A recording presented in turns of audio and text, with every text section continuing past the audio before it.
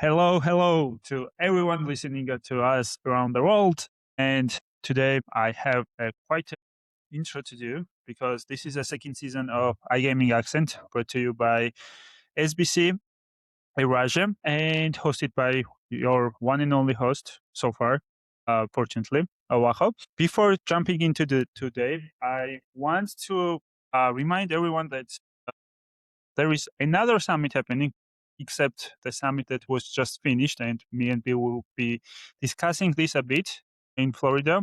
The next summit is SBC Summit Tbilisi 2026, which is just a month away. And on 15th and 16th July, Tbilisi will bring together the key iGaming industry decision makers here in Tbilisi, my hometown. And this is quite an exciting thing for me.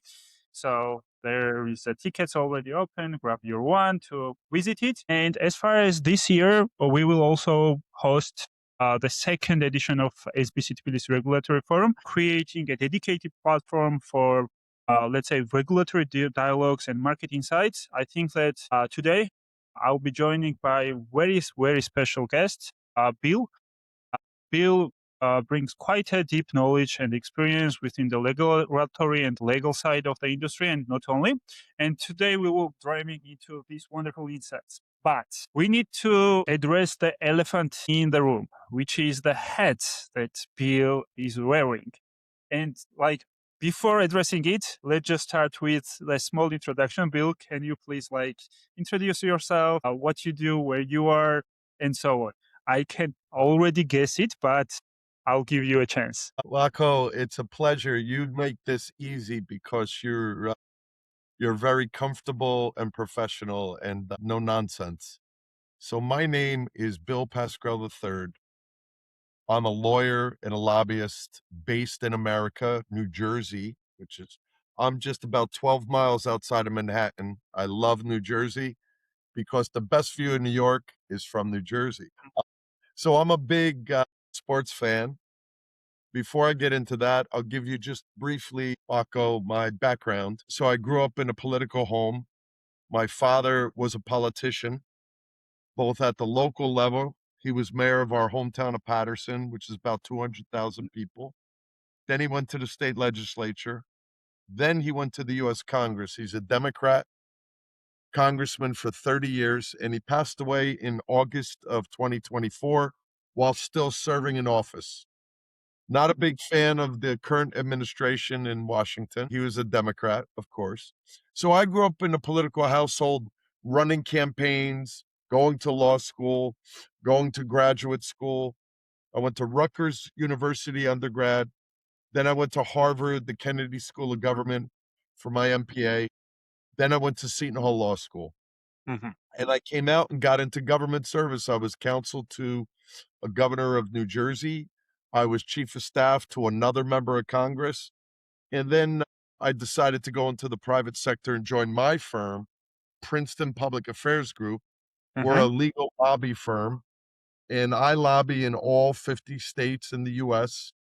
And the bulk of my business, I have over 60 clients in the gaming space, from all the operators, affiliates, payment processors, KYC companies, geolocation companies. And I have the unique and distinct reputation. So, Jaco, you can call me BP3. That's what everybody calls me, Bill Pascrell III, like a Star Wars character.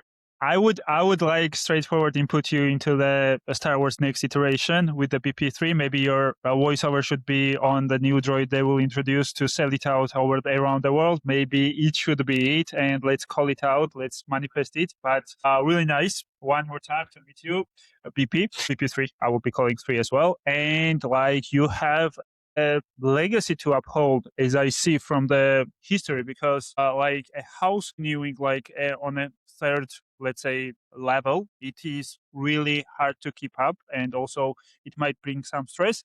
But before jumping into how you ended up within this industry and how your private sector and practice ended up with all the clients around the different parts and different aspects of iGaming, I really don't have to, but I need to address the elephant in the room. So you are wearing a Knicks hat, as I see. Yes. And you mentioned that you are a sports fan, and I would say that you are most probably the Knicks fan, and you love them. And just bring me like an insight from the local perspective. What was happening during the night where Knicks won, and it was a away match. As I was watching, I watched a little bit early because we have quite a lot of difference here, but from my experience, it would be a mayhem. It would be a crazy day. Like everybody would like just go out and do some crazy stuff. But tell me about the feelings that you were feeling and tell me about what was happening during the match day itself. So, Yako, I am a New York Yankees fan, a New York Giants football fan, a New York Rangers fan, and a New York Knicks fan. Now, this hat is 26 years old. I got it. See what it says on the back? Sirius Radio. Serious. Yeah. That's the digital radio, very much known all over. And I got this at a Knicks game, and I wear it and I keep it. It's pretty old. So last week, I was at SBC Americas in Fort Lauderdale, Miami, and I'm a big supporter. Let me not only thank you, but I want to thank Nika and your producer, Shota, who's very good, phenomenal at what he does. And I appreciate very much you having me on the show. I'm very appreciative. I have been involved with SBC Rasmus from the jump, and I've been at most of your conferences from throughout, the world. I remember, just a quick story to get to this. I remember my first time in the Ukraine. I was there on business representing a few companies there, and I was over there in November just before the war. And it was very emotional for me because my father was a big supporter of the Ukraine, very upset with the Russian government. I won't get into politics, but I had a wonderful time. And Rasmus, being so smart and nimble and adept, he called me when I was in Kiev, not at a conference. He said, Bill, we have the SBC Eastern European Conference. It's in the Ukraine, it's in Kiev. It's only 2 miles from your hotel. Would you come speak? And I said, sure, I can do that. I had a wonderful experience. I was on stage, the room, it's so respectful there. The room was packed, over 700 people. The hospitality was good, the food, the venue. And I had 3 interpreters. Yeah. I had a Russian interpreter, I had a Georgian interpreter, and I had a Ukraine interpreter. And it was funny. It was like, Bill, slow down. You talk too fast. So that experience was wonderful. It was a great event. Of course, the war came and you suspended for a little bit, having other events there. And I will tell you, the New York Knicks haven't won the finals in 52 years. They And I they remember that season because I'm going to be 62 this year. So I okay. was 9 years old during that season, almost 10. And my dad used to take me to the games. My dad was a big Knicks fan. And so they won there. We didn't go to the finals because we couldn't afford it. But last week I was with my son, who's also in the gambling industry. He's known as IV, Roman numeral 4, BP4. Okay. And he is the general counsel for a public company out of Australia called BetMakers in the business. And Uh-huh. he's a big Knicks fan too. I mean, I think he's almost bigger than I am. So they won the first 2 games Yeah. and Away lost the games. third game. Home. And then they won the fourth game, but now they go back to San Antonio for the fifth game. The fourth game was Wednesday night, and they were down 29 points I know the craziest comebacks in the finals. Like I was watching it to be ever. honest. Yeah, And so ever. I'm at a bar in Fort Lauderdale with my son, the Omni Hotel Sports Bar, which is great. There wasn't one other Knick fan there. Everybody's breaking my chops. Bill, you're gonna have to buy drinks for the bar. You're getting killed. You're crushed. Your team sucks. All this crap. And what do you know? After we won, everybody's buying me drinks. I didn't even ask for them. What a night. So then Billy and I came home last Saturday morning, this past Saturday, in time for the the Knicks game. We Knicks. also Yeah. called the Yankee game, and the Knicks pulled off another big upset. They were down 16 points throughout the game, and what an amazing just a and you know what's also nice, Yako?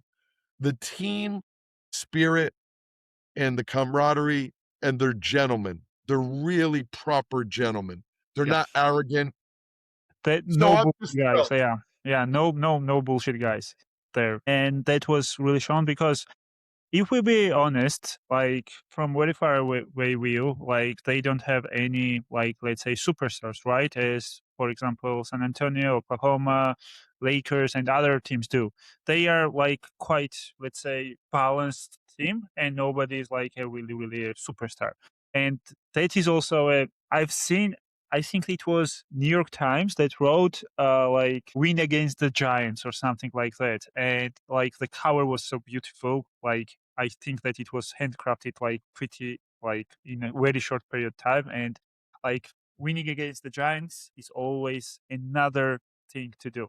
But tell me, what was happening around the city? Like what was the city around what was the vibe around when Knicks won? Well, two things. Yesterday was Monday, and, my daughter went to school. She's 11, my youngest child, and she wore an orange shirt and light blue pants to represent the Knicks because 'cause they're not allowed to wear any, um, you know, Yeah, logos. logos, yeah. So everybody loved it, and she's a bit of a basketball player herself. She is a Knicks fan. Saturday night after they won, and it was around approximately 11 PM in New York, there was a massive party. I mean, hundreds of thousands of people celebrating. But the funny thing is, at 6 o'clock, the Knicks game started in San Antonio at 8:30, Mhm. okay? So that they're 2 hours behind us. The funny thing is, all my buddies went to the Brazil-Morocco game, which was right up the road from me, right? And and I was surprised. They were a bit shocked. It was ended in a tie. It took them 3.5 hours to get out of New Jersey back to New York, and it's only 12 miles because of the ruckus of the New York Knicks. And they said when they went into the city, it was like being in carnival Yeah. in Rio. It was Everybody just was out, everybody was drinking, having fun, and yeah, just a beautiful celebration. And to be honest, I won't get emotional, but I am emotional. To be you should honest, be it was what the New York City needed most because we've gone through a lot of ups difficult and downs, times yeah. the last several years. This was a celebration. It was positive. The parade is 2 days from now on Thursday at 10 AM. It'll be the biggest parade, through the Hall of Heroes. It's just special. I think that passion that you have for sports is also a driver for you on daily basis in your yeah, that is only assumption. Okay, BP, now let's get back to the business and what's happening and so on. Like, let me take a step backwards. We addressed the elephant in the room, but let's go to the back of it. So you were in politics, and from the legacy that you hold within the household, it was quite, let's say, straightforward why you went into the politics and why you were there. But can you tell me about the journey when you decided to move out to the private sector? What was the motivation around it? And when you like really decided that I really need to change it and go private? And by going private, why have you why is your biggest profile in iGaming as well? Tell me a little bit about that. Yeah, Yako, I'm blessed because I come from very good family. My father was not only a gentleman, he was a humble man. He was a blue collar guy. He went to university, then he went to the war. Okay. He fought in the war, the Korean War. And when he got out of the war, he went to play baseball first. He played what we call in America minor league baseball, not the Mhm. major leagues. Yeah. He played double A ball for the Philadelphia Phillies. who he ended up hating 'cause Yankee fan. But he was a very humble man. He became a high school teacher and then a college professor. So he wasn't a lawyer, but his parents, who came to America very young in life from Italy during the first war, not the second, they were both, very blue collar. My grandfather, William Pascrell Sr., never had an education. He worked his way up through the railroad and ultimately got a proper suit and tie job because he worked hard. He wanted, and my grandmother wanted, my father to be a lawyer. Okay. My dad never said to me, I You want you should to be be a able. lawyer. He never said that. But I knew. So fortunately, I became a lawyer when my grandparents were still alive. They're very proud. Wonderful. But, the world of politics is very tough, regardless of where you're from, whether you're in Hungary, Georgia, Ukraine, Israel, US, whatever. It's very tough. And it's a thankless task. A lot of people go into it for the wrong reasons. They want self promotion, self financial abilities. So my father always did it for the right reasons. He used to fight for the firemen, the cops, the teachers, the blue collar people. He fought for, he had an act in Congress called the Boss Act, named after Bruce Springsteen. My father was very upset that people, young people who didn't have money, were getting charged ridiculous fees to go to a concert. So he Mhm. introduced the Boss Act, which is still out there today. And he has many, many other health care for the 9/11 survivors, many, many things like that. But one of the things I was gonna do when he went to Congress was I was gonna run for his seat, either mayor or state legislator, and my dad didn't want me to do it. Mhm. He said, "We don't want it to look like I'm handing you something." Yeah. So it goes Go from the father to the son, and it's like a transfer of power. Let's say like that. So I was very upset with him, but later in life, I grew to respect his decision. He was right. I was Mhm. wrong. I have no aspiration at all to run for office anymore. Why? Because we grew up very humble and we work hard. My brothers and we've made successful careers. I like what I do. I like making money. I like being able to support my family. I like the of being able to make money where I don't need somebody to give me a campaign contribution. So, my venture was never to become a lawyer lobbyist, but that's what I ended up doing, going through a couple of government career jobs and then entering my firm 31 years ago. And I started our gaming practice.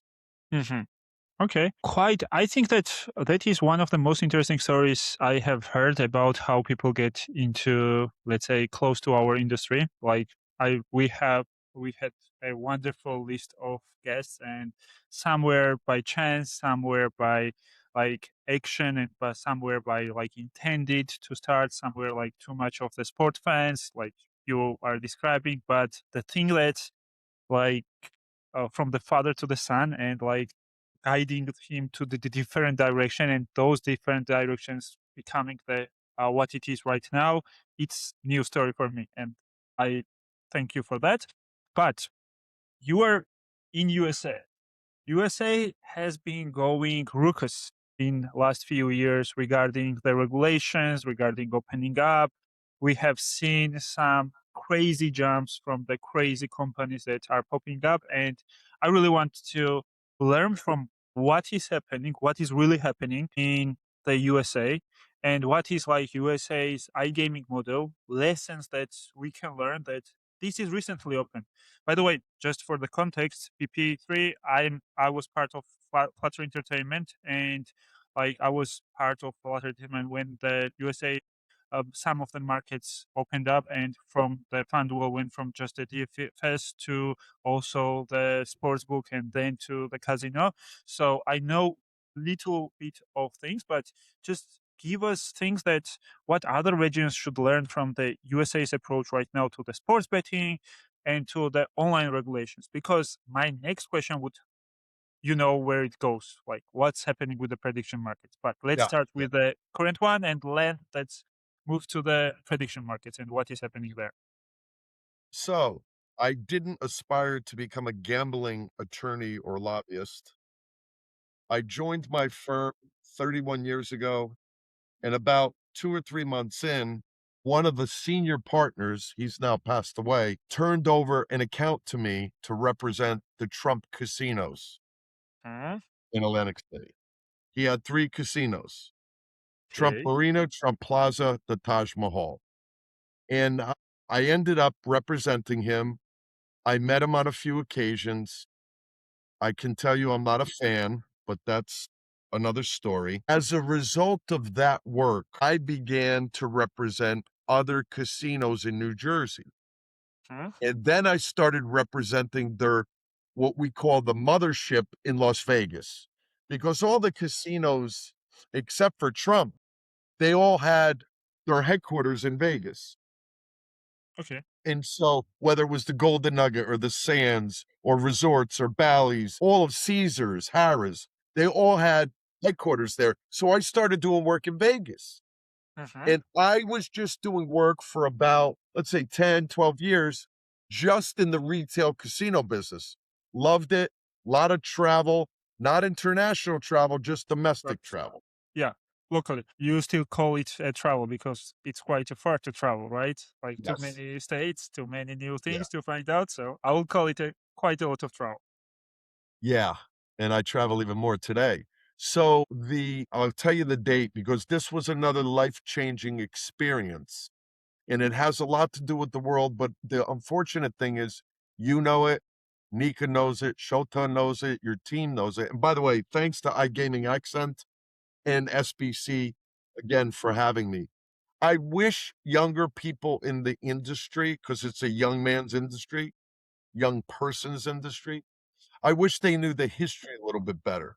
Yeah. So We so are going on to the dark stage, dark age, like 2004 right now. Okay, let's go. Let's go. we're going we're We're like going moving from back to forth. yeah, to the year 2009, Mm-hmm. okay? 2009, it's October, end of October, 29th, 28th, it wasn't Halloween, and I get a phone call, not on my mobile, on my desktop phone, and the gentleman said, "Hi, Bill Pascrell III. It's a pleasure to meet you. My name is Joe Brennan." Who the hell is that? He said, "I used to work for multiple digital companies, including Google, and now I started an association called iMega, the International Media Entertainment Gaming Association, IMEGA." Okay. What the hell's that? iMega was made up of 36 off US shore sports books and iGaming companies that were in the black market, Mm-hmm. and they wanted to become regulated and legitimized. In USA. So he said, yes. So he says to me, "I don't need a sales pitch. You were referred by a very high level politician as the guy that could get it done for Mm-hmm. three reasons. You work hard, you've got a great name and reputation, and you got balls." All those three things. It was his words. Okay. So I said to him, "Well, what do you want me to do?" He said three things. "We want you, the first thing, the easiest thing is we want you to bring exchange wagering to horse racing." Mm-hmm. Fine, I do a lot of horse race work, no problem.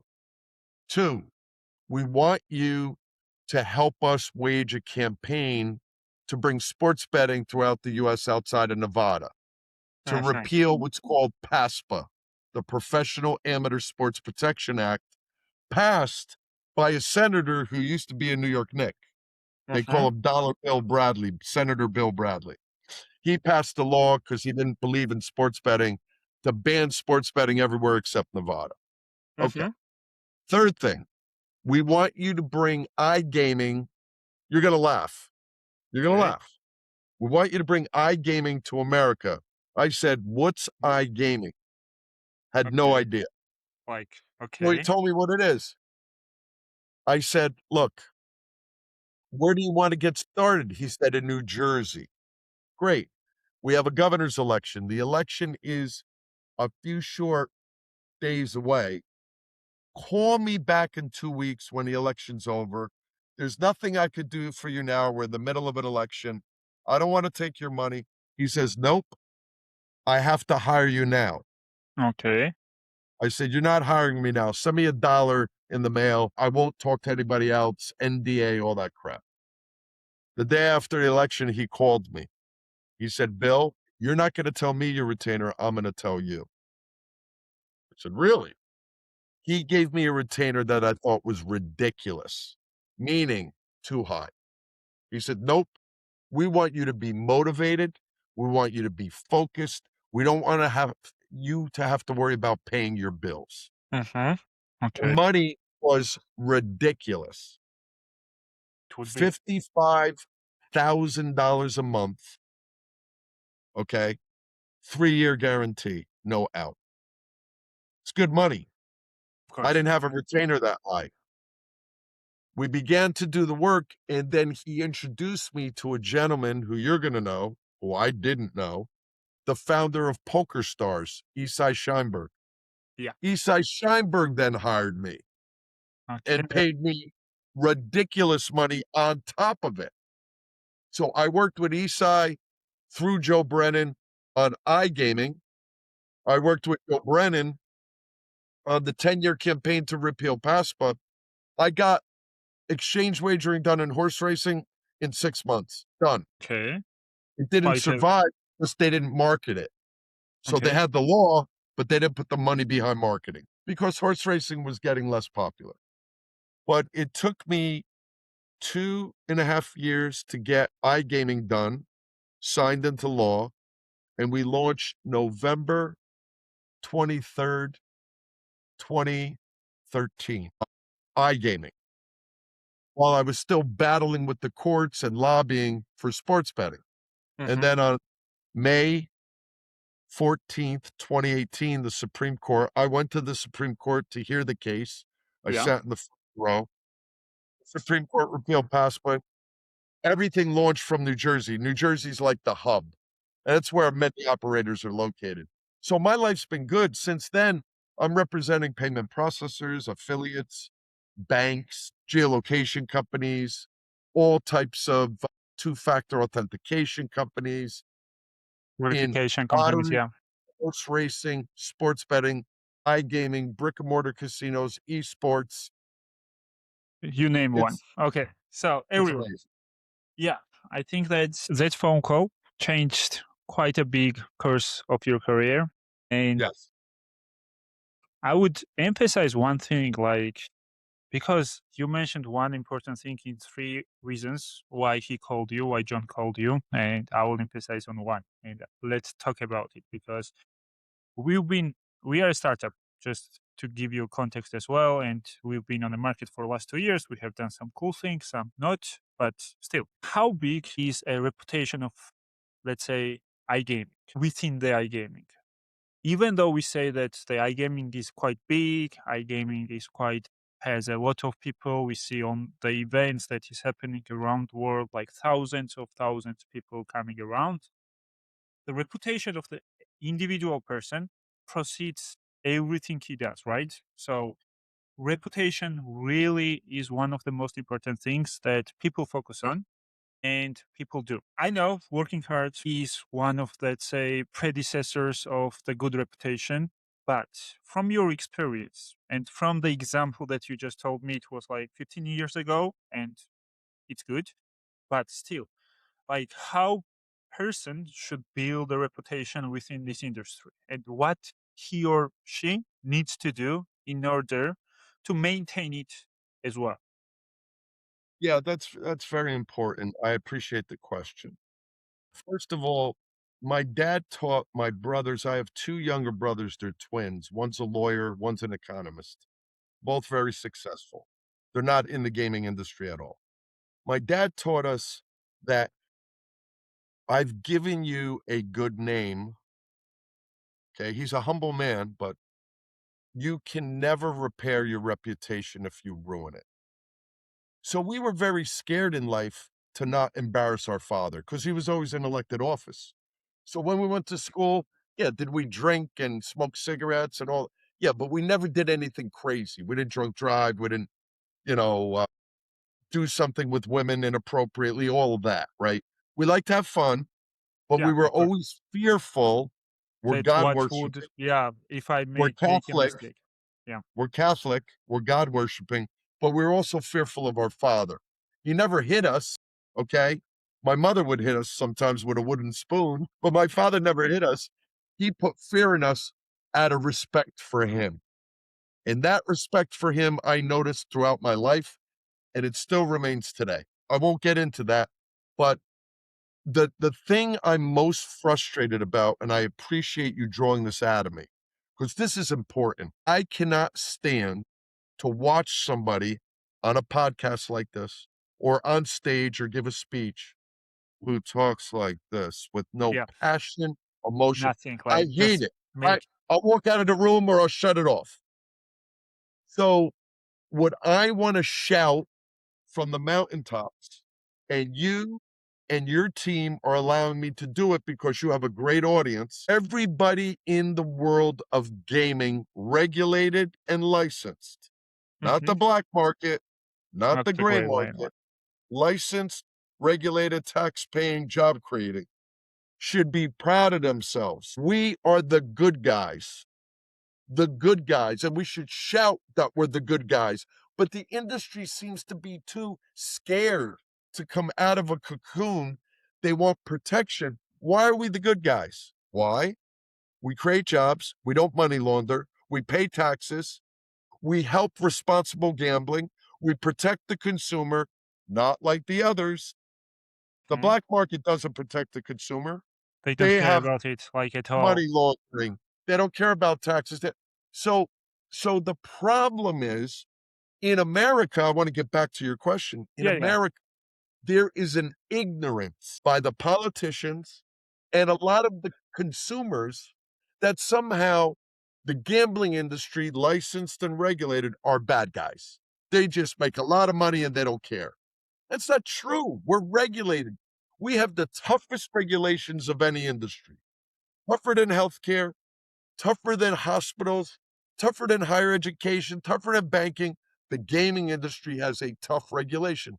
Why is the gambling industry a tough regulated industry? Because, for example, when Vegas and Atlantic City started, Vegas was first, then Atlantic City. Everybody was concerned about, and I'm Italian, the mafiosa. Okay. You had to stop the mafiosa. That's how the DG in New Jersey got created. There's no mob anymore in gambling. If there is, it's in the black market, not the licensed market. There is zero mob influence. Everybody has to show 3 years tax returns, your criminal record, Everything. fingerprints, all of that. The problem is in America, we're one country, but we're 50 states. Yeah, And each state is unique and different. We only have 8 states that have iGaming. yeah. We have 39 states that have sports betting, both online and offline. Some have both. And so sport is viewed differently than casino Casino, in yeah. America. Sport is looked at as everybody puts $1 down to bet on their team. It's no big deal.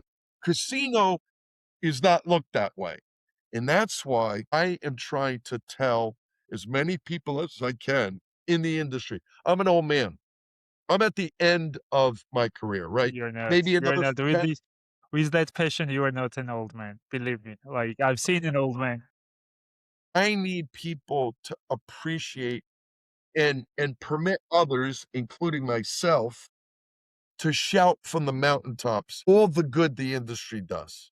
Is there some issues? There always are But issues. yeah, So now we're going into the what I call the second evolution of American gaming, where now all the big major sports books, FanDuel, DraftKings, BetMGM, Caesars, Fanatics, Penn, Rush Street, all go on 888, Bet365. they're all facing a dilemma because the president of the United States is pushing predictive markets.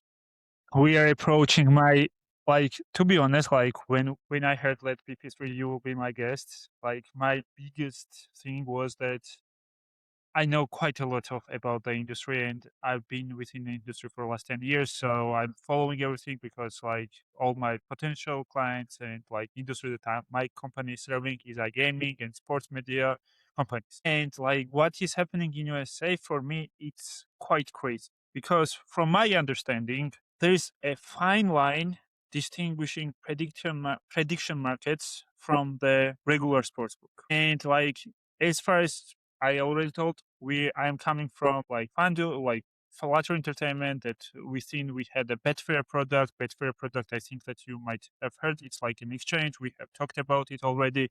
So from me, it is like a fine line there.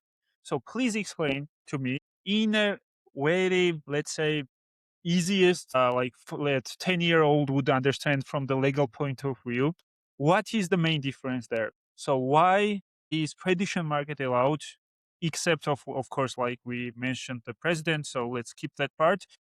In all the states, as I understand it, it is allowed in all states, right? Then there are few states that don't allow the sportsbook, and only in 7 states the iGaming is allowed. What is the eight? Okay, sorry, about eight. So what's the story there? What is the main difference and why? And also, by the way, all the major sports books are entering the prediction markets, even though they were saying that they would not. Like, if we go like back 1 or 2 years when Kalshi poly markets were just starting up and they were not that big and they were not mainstream and so on, like all the big major sports books, DraftKings, FanDuel, everyone, like they were talking that we are not afraid, we are not going to go, and we are not going to do that where to go. And like 1 year ago, we saw totally different, let's say, stories. So I'm quite interested and I quite, as you understand, I'm quite pumped for it to discuss it. But please tell us the real insight, what is happening and where the industry is headed and what will be like next 2, 3, 5 years within this industry. So, a couple of things. There's two huge issues facing the industry, particularly in America. Okay. Others are watching it because America's viewed as like a global giant economy, and that's the place to be. It gives you legitimacy, whatever. I'm not going to go down that road. It's prediction markets and sweepstakes. And we'll talk about sweepstakes in a minute. Prediction markets have only been around in a commercial scaled way. Kalshi, Polymarkets, Robinhood, Crypto.com, and then there are others. They're the main four. They've only been around for 2 years. But I am if this happened when I was 30 years old or 40 years old, 20 years ago, 30 years ago, I might have a different view. I'm a big supporter of regulated gaming. I support the regulators, I support the operators, I support everybody in the middle. But a lot of people in America are burying their head in the sand and not understanding reality. Number one, Kalshi, operating for merely 2 years, not even 20 Yeah. months, is valued at $22 billion. Bigger than the Flutter Entertainment itself right now, Correct. which is Correct. the biggest Exactly. one in the world. So what I like to do is just I throw that out there first before I explain it because that gets people's attention. Yeah, to Okay. sink in, just to sink in. Like, The second issue, piece, point, Kalshi, Polymarkets, and Robinhood, not crypto, have been trying to hire me for the last 18 months. I won't do it. And I'll tell you why at the moment. I won't do it. I have told the industry this year alone, okay, Barcelona, Prague, Rome twice, Malta, Fort Lauderdale last week, Sarasota the week before, London, just this year. I've told everybody this train is coming. You better wake up and understand. So we're now in litigation. You're correct, Waco, that every state it's permissible except Nevada. There's Mhm. an injunction preventing them from operating in Nevada. Kalshi's like, who cares? We're operating in states that don't have sports betting, like Texas and California. Think about They are that. proud. They're making monster money. What is predictive markets? How is it different from sports betting? When you bet, and you know this, but you want me to explain it. Yeah, yeah. When you bet on a sport, you put up $1 for your bet.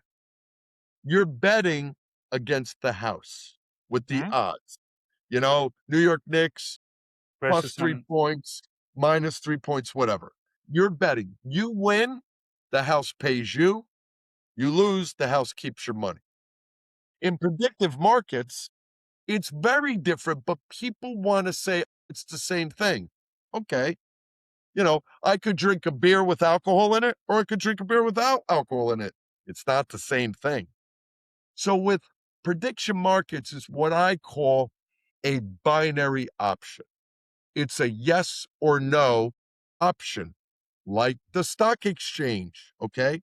So when I bet on the Knicks, I don't get a point spread. I bet on the Knicks, and my return is based upon the probability of the outcome, as we call it crowdsourcing. The more bets that come in, the more the odds are changed or perhaps Fluctuated manipulated. and going sometimes up, sometimes Well, down. but here's the genius, okay? And the serendipity for predictive markets. When I won my bets on the Knicks this past 2 weeks, I did Mhm. lose the third game. They lost. But when I win, Kalshi doesn't pay me. The person on the other side of the bet is who's Pays you. paying me. And Kalshi takes what we call a small rake, very small. It's pennies. The beauty of it is the interactive experience on Kalshi and Robinhood and Polymarkets is phenomenal. And in addition to sport, you could bet on the Academy Awards. On You can bet anything. on the weather. You could bet on politics. So have they made mistakes? Yes. Big mistake they made was taking bets on whether the Ayatollah in Iran will be killed. They apologized. They made a mistake. But like anything else, it's a new emerging market. They're starting to become regulated. The CFTC, and I've been with them 3 times this year. I have a Washington office, which does very well. And I've met with the CFTC 3 times this year, in February, in April, and then again in May. They came out with regs. The White House looked at them, and the regs are coming out, which helps legitimize their industry, number one. And number two, here's what I'm going to tell you, and lawyers don't like to hear this. Anytime you have a massive controversial case, the law is very important. And I'm a lawyer and I can handle myself. But this issue, equally important, is the politics. Why? Mhm. The president of the United States is loyal to very few people, but he's for sure loyal to his children. He's proven that. And his son, Don Jr., is on the Is in board board of of predictive Kalshi. markets. He's a big investor in predictive markets, and they control the federal government. So for the next 2.5 years, you're fighting the federal government. Okay. Now, the New Jersey case, that's before the Third Circuit, didn't go well. It's not a Okay. strong case. The Nevada case went very well. That's a state case that's not going to the federal courts. We're going to ultimately end up before the Supreme Court. Yeah. And they Okay. will decide the future, let's say. They're going to decide the future of this. But, it's funny to me because the arguments we made for sports betting Mhm. was called states' rights. Mhm. Okay. We believe the federal government shouldn't allow one state to do something And and another ban will another be. state from doing it. Mhm. Now, this is the reverse. The federal government is trying to take the states' right away from regulating this.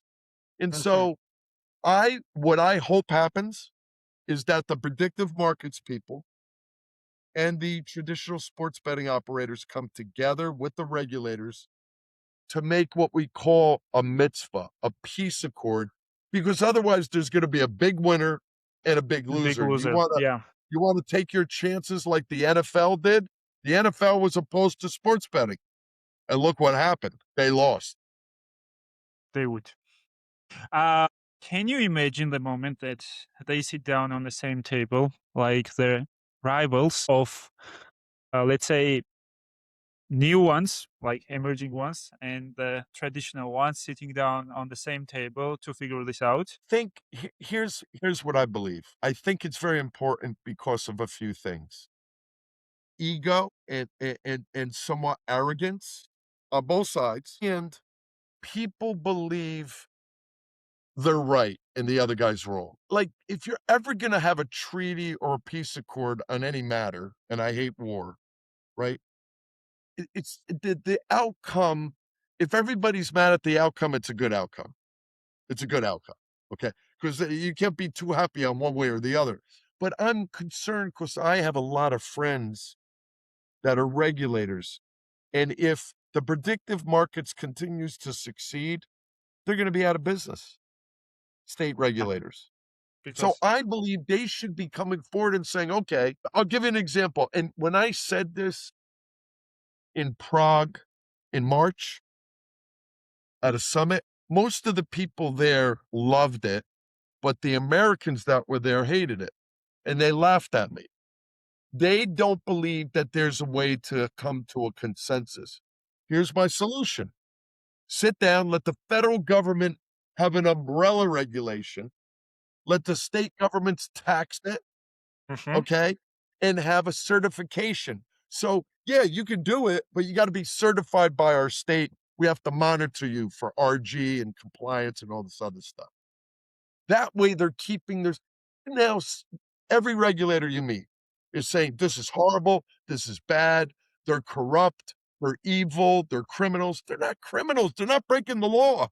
they are following the law, they are bending the law or following the law or whatever you As say, the but they law are not exists, breaking it. they're following it. Now, why haven't I taken it? Because I represent too many people in the traditional online, offline market that would fire me if I did that, right? So I'm now trying to educate them because I have a door open to try to say, look, you know this, Waco, when FanDuel and DraftKings and Caesars left the American Gaming Association last fall, that was the beginning of the end. They left and they started their own predictive markets. So, like, those three companies are already, if you're an operator, you're not looking at predictive market, you're going to fail. You're going to fail. And maybe they were the ones. But from my understanding, like I will give you a little bit farther side of the things how I saw everything what was going on like last 2 3 years. Predictive markets wiped out quite a lot of market cap from all the top companies. Like if we look at Flutter, DraftKings, Penn Entertainment, Bet, like everyone, like under 50 60% they are down. And the logic that they are up itself, like last valuation you mentioned it was 80 million, sorry, for Kalshi, or was it more? 22 billion. 22 billion, yeah. So it is quite a hard, hard times for traditional sports, and they need to really understand it and they need to make actions because it's already a bit late because they were late to understand all of this. But let's see where it goes because I think that things should change. I think that things should come to the logical conclusion, and we don't see the logical conclusion quite yet. But we are, let's say, little bit far ahead of that. But let's I see agree. where it goes. I agree. But at the same time, BP3, we are approaching the critical point into like, I knew that this would happen, to be honest, before the call started. If you remember, before our podcast started, I told you, but we need to be in line from all the analytics that we do with the podcast. It is a sweet spot to go to little bit to the dessert, as we are calling it, of our podcast. So we have a tradition here at iGaming Accent that we have a blind question. The blind question tradition works like that. You will have to do that as well, but our previous guest left you a blind question. And the funny thing is that it suits you, like it doesn't happen that much, but it suits your profile so much. And I will ask that. And like you will also need to leave a blind question for our next one. So blind question, it's from Kaido Uleyev. I'm really bad with the surnames, but everybody forgives me. I'm Georgian. I have a like very awful surname as well in terms of how the international people pronounce it, but whatsoever. So his Kaido's question is one thing that he wants you to bring some good example from the current regulatory framework, examples they are familiar with and can share with the audience. So what was the good regulatory framework that you loved and you want others to take into the consideration, other countries to take into the consideration, and you can share with the audience itself? Yeah, that's a great question, and I thank him for that, and I'm looking forward to coming up with my question. Did he know he was asking me this question? Or he just threw it out there for No, no, whoever? no. That's a blind question. That's the fun part. He didn't know that PP3 you will be our next guest. Even I didn't know. So we don't know the next guest as well. Here's the answer. I believe that the US iGaming industry is in its nascent form. It's infancy still, okay? We're relatively young, right? As you have other mature markets like all of Europe is a vastly more mature market. But what we got right, and that I want everybody to replicate, and I've talked to regulators in just about every European country, from Italy to France to Spain to the UK, and so on and so forth.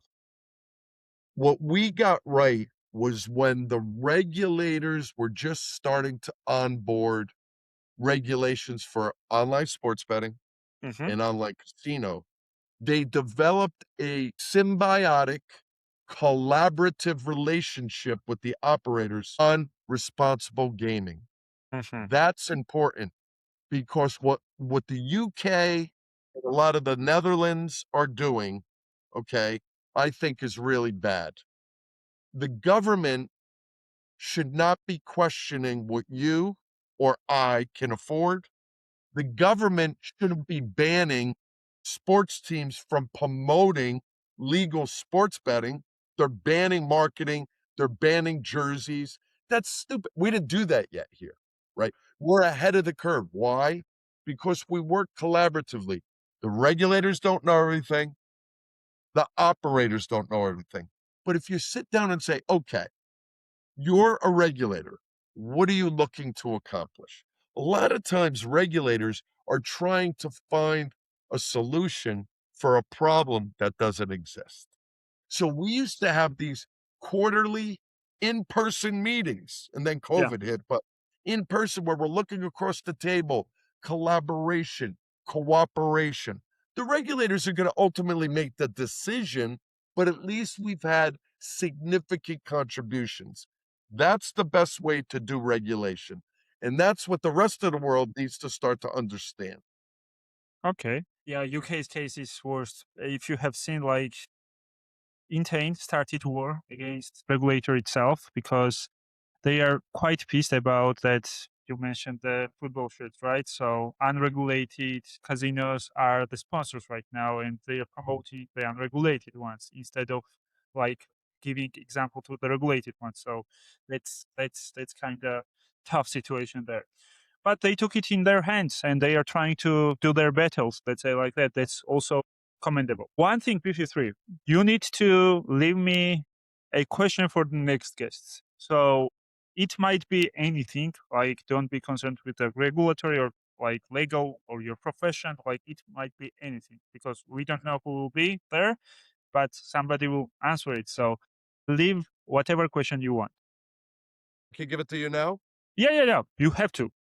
I want to give it to you now, but then I want a final closing comment because I have something I want to share with you that is special.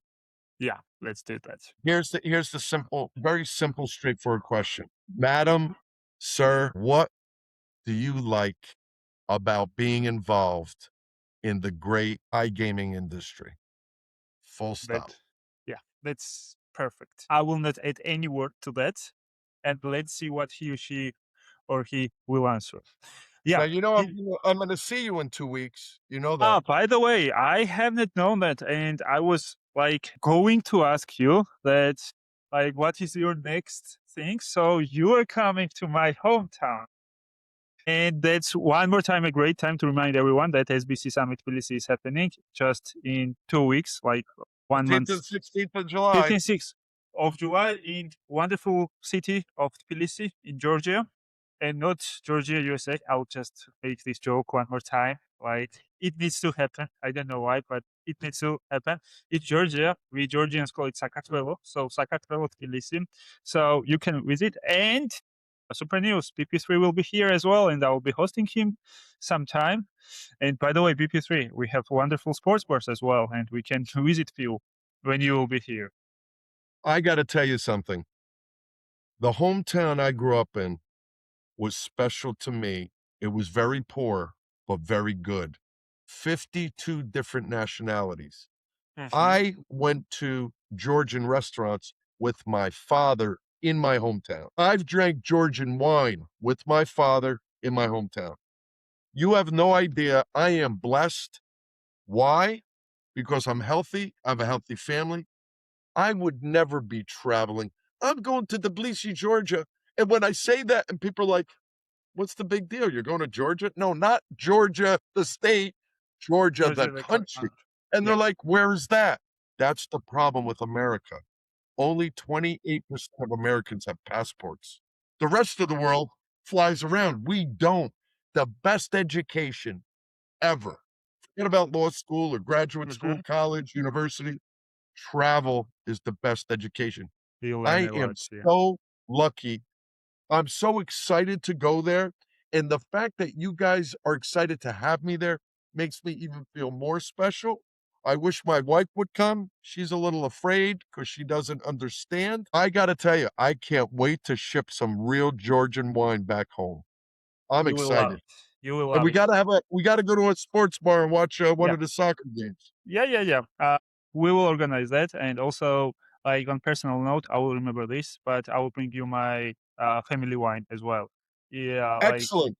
family wine, and you can ship it or you can take it back to with a suitcase. So let's do that. And wonderful news. Thank Okay, you. so let's wrap this up. And BP3, thanks for being here. Thanks for sharing insights. Let's see where everything goes and how everything proceeds with everything that's happening around the world. We'll see you in few weeks, and that will be awesome. And for everybody that was here with us, please subscribe to our channels. We are everywhere where you are, like starting from YouTube, ending with Spotify. And this was iGaming Accent, brought to you by SBC Eurasia. This was our 6th episode. See you in few weeks.